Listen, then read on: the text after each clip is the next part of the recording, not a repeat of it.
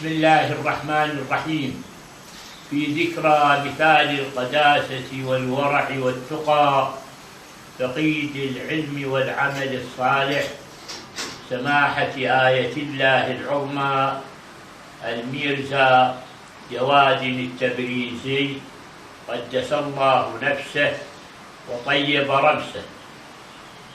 علم الهداية والفقيه المرجع والآية العظمى التقي الأروع، من ذكره ما هب نفح نسائم بشذا القداسة عابق يتضوع، فجواد أعلام الفقاهة لم يزل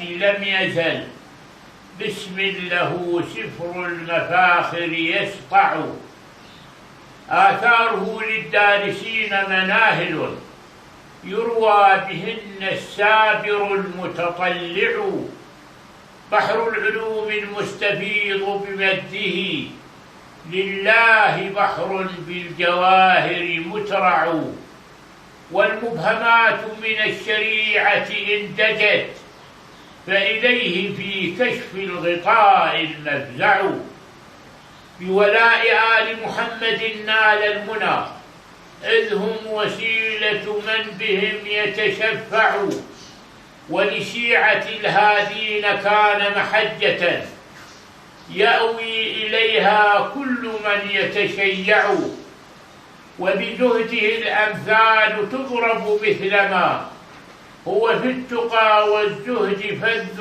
أروع، هو في التقى والزهد فذ أورع،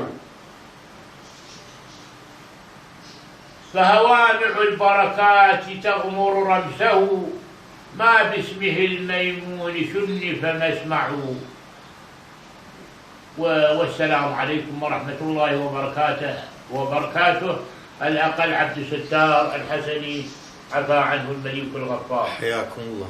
أنشدتها بين يدي نجله سماحة الآية حجة الإسلام بل آية الله في الأنام الأستاذ الفقيه الشيخ جعفر التبريزي، دام ظله وعم فضله وجعله إن شاء الله خير خلف خير سلف، وأحيا به نهج أبيه ومدرسته الرفيعة الأركان الشامخة البنيان بحق محمد وآله سادات الإنس والجان.